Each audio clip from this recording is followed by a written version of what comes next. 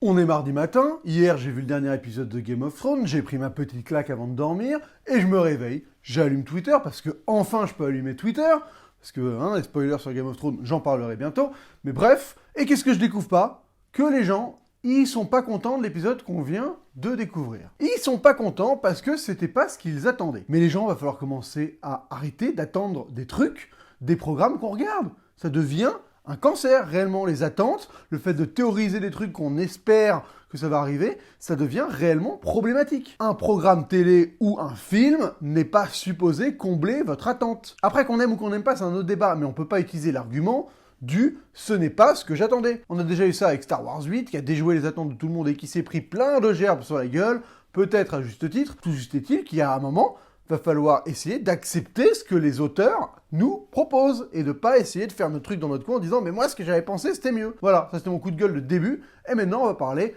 de l'épisode 5 de Game of Thrones. Personnellement, tout de suite, je vous le dis d'emblée, c'est clairement le meilleur épisode de cette saison, c'est sûr, et potentiellement le meilleur épisode depuis quelques saisons, quoi. Parce que là, on arrive enfin dans The Endgame, comme ils disent dans Game of Thrones, comme ils disent dans Avatar, dans Avengers, j'ai eu du mal. Hein. Mais oui, là, on est vraiment au moment qu'on attendait depuis le début de Game of Thrones, quoi. Daenerys qui arrive à King's Landing, et voilà ce qui se passe, quoi. Voilà ce qui se passe. Toute cette saison, elle a été construite pour faire en sorte que Daenerys switch. C'est vraiment, quand vous regardez les épisodes, c'est clairement la direction que ça prend. Ils essayent de créer une espèce de tension avec Sansa, pour après, le moment où Jon Snow comprend qui il est, ça fout vraiment encore plus le bordel. Daenerys, elle est isolée, et elle a aucun repère, et comme elle le dit, elle a aucun ami sur Westeros. Et donc tout le périple qu'elle a fait depuis cette saison, il est remis en question parce qu'elle se dit « mais les alliés que j'ai ici, en fait, c'est pas pour ça que j'ai traversé le fleuve. Moi, j'ai traversé le fleuve pour fonder ma société à moi, selon mes règles, et à les écouter, on fait que de la merde. Je perds des dragons parce que je vole au-dessus de l'eau et je me fais défoncer. Bref, je fais de la merde, donc, et je deviens comme mon daron. Voilà, je me mets à cramer toute une ville pour me faire respecter. Non mais voilà, là, il n'y a pas ce côté folie, enfin si, d'une certaine manière, elle est dingue de le faire, mais il y a vraiment ce côté, je clôt une aventure. Je dis, ce monde-là, je le brûle et on bâtira dessus. Donc, de son point de vue, Daenerys, c'est plutôt cohérent. C'est totalement starbé, ça ressemble vraiment à son daron, mais c'est plutôt cohérent avec le parcours du personnage depuis quasiment le début. Daenerys, elle a plus aucune empathie pour les gens de Westeros. Voilà, elle avait de l'empathie pour les esclaves parce qu'elle avait vu les conditions, mais Westeros, elle les connaît pas.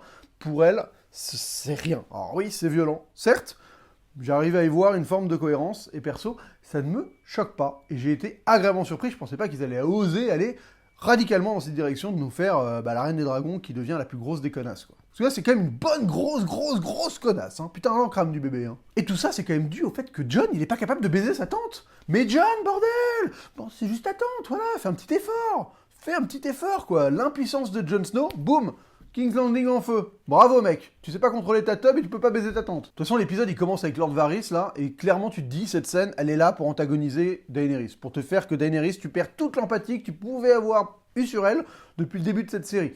Donc, à partir du début de cet épisode, tu te dis, oh putain, ça va mal se barrer, c'est devenu vraiment une connasse. Et alors là, elle déroule après. Elle déroule, niveau connasserie, elle est, franchement, elle est dans le level des, des gros enculés, hein.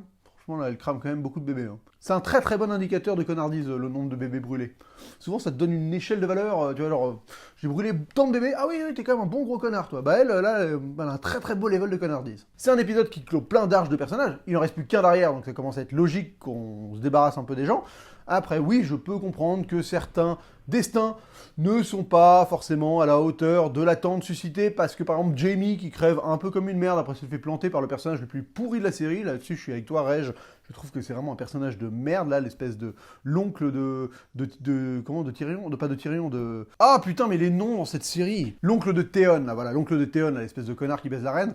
Lui, il est nul, franchement, c'est tellement un perso de merde, c'est genre le perso qui est là, qui est inséré vraiment au chausse-pied, on lui donne une caractérisation hyper genre, tu vas être vulgaire et hyper imbu de toi-même, voilà, t'es hyper monolithique finalement, Et donc, que ce soit lui qui plus ou moins défonce Jamie, bon, il le bute pas finalement, parce il meurt écroulé, mais bon, j'ai pas trouvé la scène super, en plus il débarque de l'eau, ça sort de nulle part, voilà. Donc c'est sûr que Jamie, pour les fans de Jamie, comprend que cette fin d'épisode, cette fin de série, pour lui, ça fait un peu mal, quoi, parce que il retrouve sa sœur, il meurt dans l'effondrement, bon voilà, c'est pas grandiose, c'est sûr qu'on aurait préféré peut-être qu'il passe d'un côté, quoi, qu'il décide fondamentalement de devenir quelqu'un de bien et de la buter, sa putain de sœur que je déteste, la Cersei, mais comment là je serais un connard, je buterais ton bébé là, franchement, qu'est-ce que je te déteste. Donc voilà, donc c'est sûr que de mourir avec elle, finalement, ça raconte en fait ce que la série raconte quasiment depuis le début. C'est Céline Dion qui avait plus ou moins, écoutez, prédit tout Game of Thrones, parce que en fait, le fond de Game of Thrones, c'est de dire que on ne change pas. On met juste les costumes d'autres sur soi. Eh oui, on ne change pas. Tous les persos sont finalement les mêmes. Jaime, il est amoureux de sa sœur, il a beau faire tout un long parcours, il va revenir mourir dans les bras de sa sœur qui kiffe. Voilà, c'est tout. Daenerys, c'est une Targaryen, c'est la fille du roi fou, il a cramé tout King's Landing, et elle va faire comme son daron. Voilà, elle va pas changer ce que les Targaryens y font. Dans la liste des gens qui changent pas, on peut rajouter Tyrion, voilà, la famille avant tout. Au final, il aura beau avoir eu son parcours, il veut quand même que son frère et sa sœur s'en sortent. Donc on est encore dans cette logique de on ne change pas. Donc Cersei, on peut en parler rapidos de Cersei. C'est un peu une figurante dans cette saison. C'est peut-être la plus grosse déception que j'ai sur cette saison, parce que au final, c'est un personnage que je déteste, mais que j'aimais détester, c'est le principe de ce genre de perso. Et là, dans une saison où elle aurait pu être vraiment proactive, voilà, où elle va pas aider les autres contre les White Walkers pour se préparer une armée, il aurait pu se passer un truc. C'est sûr que là, voilà, là, je suis en mode, j'aurais préféré que ça se passe comme ça, je demande que ça se passe comme ça, comme ce que je viens de critiquer en début de vidéo. Mais bref, elle aurait pu être un peu plus active dans le récit. C'est vrai que là, elle est là, en haut de sa tour, elle attend, depuis le début de la saison, elle attend. Elle a rien fait, elle a juste coupé la tête de Missandei. Au passage, j'en avais rien à battre, moi, de Missandei, mais c'est personnel, les gars. Mais voilà, donc, elle n'a pas fait grand-chose, et elle meurt un peu, après avoir attendu, comme une crétine, qu'il se passe quelque chose, et au final, il y a un dragon qui a tout défoncé, et ça suffit. Donc c'est un peu dommage, parce que, bon, c'est sûr que, voilà, on peut s'attendre, oh putain, je l'ai dit, on peut s'attendre à plus de la part d'une Cersei qui nous a prouvé que c'était un perso qui avait de la ressource, et là, on n'en avait aucune. Mais elle est un peu aussi au bout du rouleau, face à une menace qu'elle ne peut pas pleinement contrôler. Voilà, elle pensait qu'avec des arbalètes géantes, là, des espèces de balistes, non, c'est pas des balistes. Si, c'est des balistes. Elle aurait pu défoncer du dragon facilement. Au final, pas du tout, parce que Daenerys, trop maline, elle est arrivée face au soleil. Donc les mecs, ils voyaient pas, ils étaient là, il est où le dragon énorme? Je le vois pas, là, il est où? Voilà, ouais. Bon, on repassera sur les espèces de logique de ce dragon qui, d'un coup, est imbattable. Alors que ceux d'avant, bon, ils ont quand même prouvé dans cette saison qu'ils n'étaient pas si forts que ça. Mais bon, là, ça fait plaisir quand même de voir un gros dragon qui crame tout, comme dans l'épisode là de la saison 7, l'épisode 2, je crois. Là, ça faisait plaisir, voilà, donc c'est bien. Je suis content d'avoir vu un dragon qui crame tout, même des bébés, beaucoup de bébés, certes, mais au moins, un dragon, voilà, tu comprends la menace et tu sais pourquoi. Depuis le début, tout le monde se chie dessus à l'idée que Daenerys débarque, parce que, fatalement, elle peut foutre le bordel. Et elle l'a foutu, le bordel. On a le Clegane Fight, le Clegane Brawl, là, les deux brothers qui se fritent sur la gueule. Bon, un poil déçu, parce que, fatalement, je trouve que... c'est pas le meilleur moment de l'épisode en termes de mise en scène. Et pourtant, l'épisode est quand même excellent en termes de mise en scène, et je vais y revenir juste plus tard, je finis sur le Clegane Ball. Les Clegane, je suis content de voir la montagne sans son apparat, sans son armure, de me rendre compte que c'est un espèce de zombie, je comprends rien à ce perso, il a été ressuscité, il a été ressuscité de manière magique, après s'être fait défoncer par la vipère, je crois que c'est un truc comme ça. Je me souviens mal. Forcé de constater que ils vont au bout du parcours, il peut pas battre son frère facilement, enfin, il est forcément qu'il meurt, Clegane aussi. Donc, bon, voilà. Après, je trouve qu'en termes de mise en scène, c'est pas un combat que je trouve épique. Malgré le setup, là, dans les escaliers, avec tout ce qui s'effondre, le feu en bas, il y a un côté grandiose, c'est-à-dire que le plan où il tombe, c'est assez beau, mais ça m'a pas touché, ou ça m'a pas investi plus que ça, alors que vraiment, à côté, ils ont réussi à faire des séquences qui, pour le coup, sont magistrales. Et là, on va parler clairement de ce qui se passe dans la ville. Quand tu suis Arya, là, en termes de mise en scène, on est sur, je pense, le level le plus élevé que j'ai vu en série télé. C'est dingue. Là, on est dans de l'immersion avec des moyens colossaux pour nous plonger au cœur de l'apocalypse. Et Arya, son parcours, il est certes ultra, j'avais envie de dire, presque démago, quoi. Enfin, c'est genre le perso parfait qui va sauver la veuve et l'orphelin, c'est littéralement ça.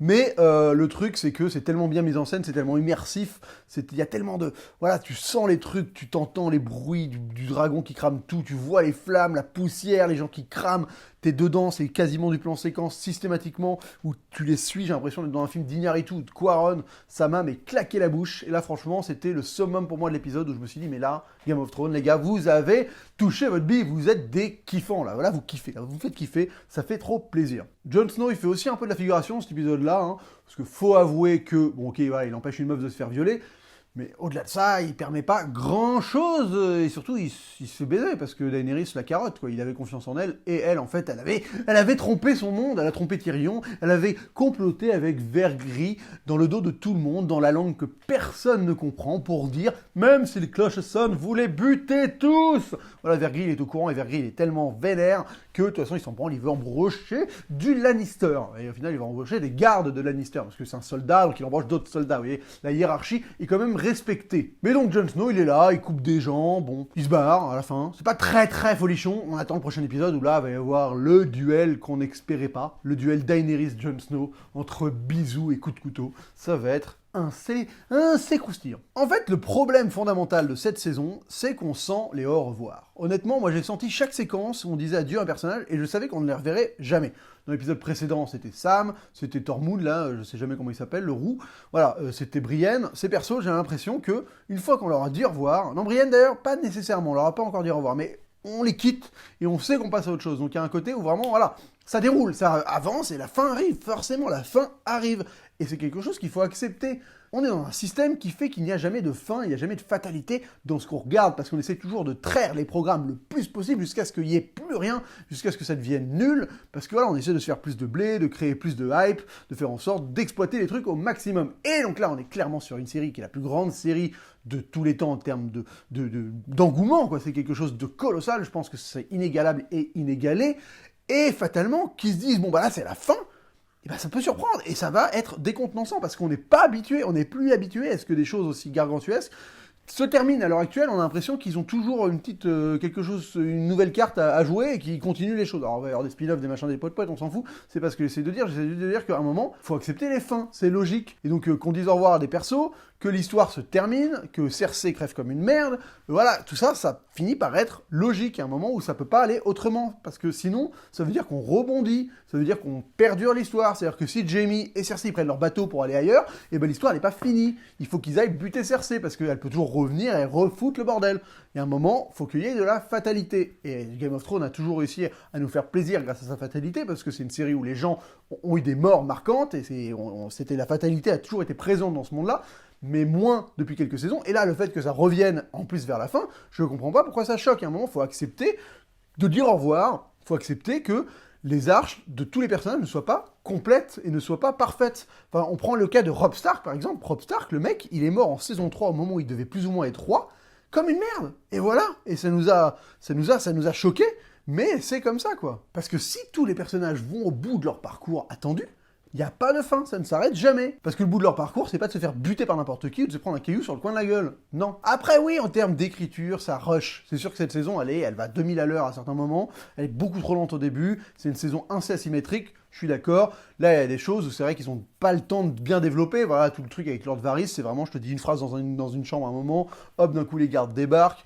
Enfin, c'est pas construit, c'est pas incarné, t'as pas l'impression que le mec il a comploté vraiment pour aboutir à quelque chose dans son dos, quoi. C'est vraiment, ça va hyper vite et il se retrouve à se faire cramer comme une merde par un dragon, ce qui est dommage parce que c'était clairement un bon perso et il aurait mérité une mort un peu plus cool que ça, quoi, parce que là il meurt vraiment comme une merde, Varys. Mais à la fois, bon, voilà, comme je vous l'ai dit, il y a un moment où on peut pas donner des fins parfaites à tous les persos, ça va à l'inverse de ce qu'essaie de nous raconter Game of Thrones à la base. Que la vie c'est de la merde, et qu'on est tous imprévisibles, et que les humains c'est tous des cons. Donc à partir de là, tu peux pas donner des beaux parcours à tout le monde, ça a pas de sens, ça a pas de sens. Il y a pas d'honneur dans ce monde, il y a pas d'honneur, il y a pas de justice, c'est la merde. Donc voilà, Lord Varys qui est un perso qui a été plutôt cool toute la série, qui a un mec qui a toujours œuvré pour son idéal, vraiment d'avoir le bon rouleur parce qu'il vient du peuple, c'est un mec qui connaît les miséreux, enfin voilà, tu sens que c'est un mec qui est investi par une certaine forme d'idéologie personnelle qui est plutôt noble, et qui meurt comme une merde, trahi par une connasse, enfin parce qu'il a trahi une connasse, mais en fait finalement c'est un peu elle qui le trahit, quoi. On peut dire ce qui est, écoutez, c'est cohérent avec le propos de la série, qui est de dire que la vie c'est de la merde. La vie, c'est de la merde. À Westeros, la vie, c'est bien de la merde. Et alors là, King's Landing, la vie, c'est de la grosse merde brûlée, en plus. C'est encore plus que de la merde. C'est-à-dire que ça flambe... Ah, ça va puer le cadavre. Ah, mais ça doit schlinguer à Port-Réal, là. Oh, mais vous imaginez l'odeur de tous les cadavres, là. Oh là. Et franchement, j'ai tellement kiffé la mise en scène. J'avais l'impression d'être à Pompéi, là. En plus, il y avait vraiment cette imagerie qui revient, avec les cadavres en cendres, la mère et la fille qui se tiennent la main. Putain, c'est violent, quand même. Ah, putain, la mère et la fille, là, ça m'a un peu pris la gorge. Mais voilà, donc c'est logique qu'on arrive au bout. Ça va décevoir. On sait plus ou moins, on sait pas trop qui ira sur le trône, mais là, quand même... On va dire que Jon Snow a quand même une bonne...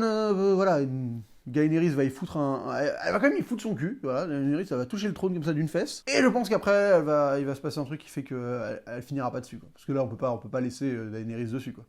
Tu me diras, ce serait une bonne analogie des politiques actuelles, quoi. Voilà, hein. Ça donnerait... On dirait, oh, les politiques, c'est tous des salauds. Ouais, mais Daenerys, elle a cramé sa vie avant d'être reine. Ah ouais, c'est pas mal. C'est vrai que c'est tous des salauds, mais moins que Daenerys. Daenerys, c'est quand même la reine des connasses. Donc j'accepte la déception des gens, mais j'avoue que j'ai du mal à comprendre l'état d'esprit dans lequel on aborde une série en voulant exactement qu'il se déroule ce que l'on voulait qu'il s'y déroule. Je ne comprends pas ça. Je ne comprends pas. J'ai du mal à saisir. Voilà, je trouve ça totalement antinomique. Paradoxal. Voilà, d'espérer quelque chose d'une série et de ne pas accepter que la série nous surprenne, alors que si elle dit exactement ce qu'on avait prévu, on trouve ça prévisible.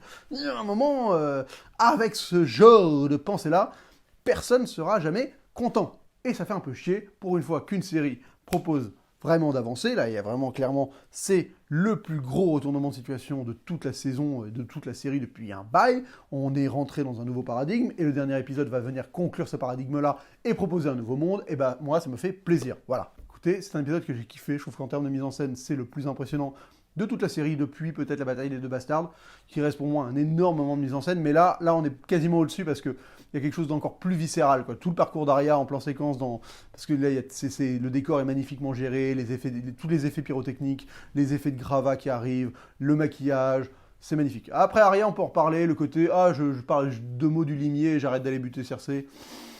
Écoute, bon, c'est un peu fastoche. Voilà, il y a plein de trucs qui sont un peu faciles, j'en conviens. Plein de trucs qui sont un peu faciles, certes, mais il y a quand même de l'ambition et il y a une volonté un peu de surprendre et d'aller là où on s'y attendait pas nécessairement, et de, encore une fois, casser une dynamique de personnage auquel on avait tenu depuis le début, et qui nous retourne, et ça devient la plus grosse connasse de Westeros, et ça, moi, je kiffe. J'aime bien me faire un peu surprendre, même si bon, voilà, on le sentait venir, quand même, elle était pas très très nette en ce moment, la petite Daenerys, quoi, elle était un peu perturbée, voilà, le fait d'avoir couché avec son neveu, tout ça, peut-être un peu usé, et donc, fatalement, elle a vidé son sac. Bon, il s'est avéré que son sac, c'était du feu de dragon. Donc bon, ça a fait des dégâts, mais elle a vidé son sac, elle en avait besoin. Maintenant, elle sera sur le trône, elle va peut-être être apaisée, et tout se passera bien. Tout se passera bien, ça se trouve. Elle va dire, ouais, bon, j'ai cramé 2-3 bébés, c'était pour la bonne cause, maintenant, vous savez qu'il faut pas me faire chier. Voilà. Au moins, tu vois, c'est une manière d'asseoir son autorité. Pourquoi pas? C'est une technique comme une autre, honnêtement. Faut pas juger à mal avant de voir réellement vers quoi ils vont tendre. Enfin, tu vois, il y a un moment, Daenerys, ça se trouve, en fait, tout ça, c'est pour justifier une politique sociale ultra redistributrice, tu vois. Ça se trouve, en fait, les pauvres, ils vont se retrouver avec une partie des dividendes des actionnaires. Enfin, voilà, quelque chose vraiment d'hyper harmonieux, au final, tu vois. Les pauvres vont peut-être réussir. Bon, faut dire, il n'y en aura plus beaucoup des pauvres, ça qui est plutôt pratique dans son système, mais peut-être que la société sera finalement plus avantageuse pour les défavorisés. Donc tout ça, en fait, ce n'est qu'un espèce, voilà, de point sur la table, rien de plus. Rien de plus qu'un petit point sur la table d'une reine un peu en colère, qui avait envie de montrer de quoi elle était capable. Bon, voilà, elle aurait pu peut-être épargner 2-3 bébés, mais bon, écoutez, elle a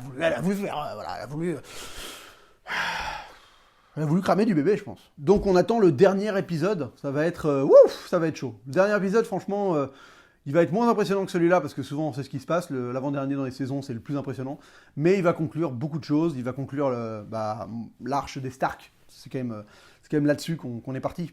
On est parti des Stark, et on finira avec les Stark, c'est évident. Jon Snow, on verra si ton destin est celui qui était attendu, hein, que tu finisses un peu sur le trône, parce que t'es le bon gars, comme Sir Davos. Sir Davos, c'est vraiment le bon gars. Sir Davos, c'est le bon gars, quoi, tu vois, le bon bougre. Jon Snow, c'est plutôt le mec, c'est le mec bien, c'est le nice guy, quoi, Jon Snow. Mais il joue pas très bien, Kit Harington. Hein. Oh, je vais me faire des ennemis. Mais je trouve qu'il joue pas très bien, hein. Franchement, putain, c'est quand même pas dingo comment il joue le Coco. Hein. Tyrion encore en vie. Bravo Tyrion, mais alors là, je donne pas cher de ta peau. Mais pour le coup, Tyrion, je sens que c'est un perso que les scénaristes n'ont pas envie de faire mourir connement, tu vois. Autant Varys, ils se sont dit, bon, vas-y, il faut bien qu'il y en a qui partent. Mais Tyrion, je pense qu'ils vont lui offrir vraiment une super sortie. Ça, c'est clair. Bah écoutez, on va dire que c'est tout pour cette vidéo, parce qu'à un moment, je peux m'étendre 8 heures sur cet épisode tellement il m'a pris au trip, mais ce serait pas intéressant pour vous, à un moment, je vais mouliner dans le vide. Donc, on va dire que c'est tout pour cette vidéo. Merci beaucoup de m'avoir suivi sur Game of Thrones. Je fais des trucs épisodiques, parce qu'en fait, j'ai pas le temps. Des fois, là, j'avais pas mon matos pour me filmer sur les derniers épisodes. Mais là, j'avais envie d'en parler, parce que voilà, le 3, il m'a pas évoqué grand-chose. Le 4, c'était plus intéressant déjà. Mais là, voilà, le 5, on arrive vraiment au bout. Et donc, j'avais envie de vous en faire part. Écoutez, c'est tout pour cette critique. On se retrouve très vite pour une prochaine. N'hésitez pas à vous abonner, à partager, à liker. N'hésitez pas aussi à aller checker la CC Night le 15 juin. Voilà, venez boire des bières avec les youtubeurs cinéma que vous appréciez ou que vous détestez. Mais en tout cas, vous pouvez boire des bières ensemble. Et les bières, je pense que ça aide à fraterniser. Voilà, ça aide à faire en sorte que si vous n'aimez pas quelqu'un derrière votre écran, peut-être que vous l'aimeriez en vrai. Parce qu'en fait, une bière, il y a le bruit comme ça, du cling-cling. Et ça, clairement, c'est comme les gens qui marchent sur la moquette et après ils électrocutent quand on les touche. Les bières qui font cling-cling, ça crée une étincelle, quoi. Et de l'étincelle peut naître l'amour, peut naître l'harmonie, la passion, peut naître surtout l'empathie, le fait qu'on s'aime tous et qu'on vive dans un monde meilleur. Voilà, on se retrouve très vite pour une prochaine vidéo et d'ici là, bonne toile!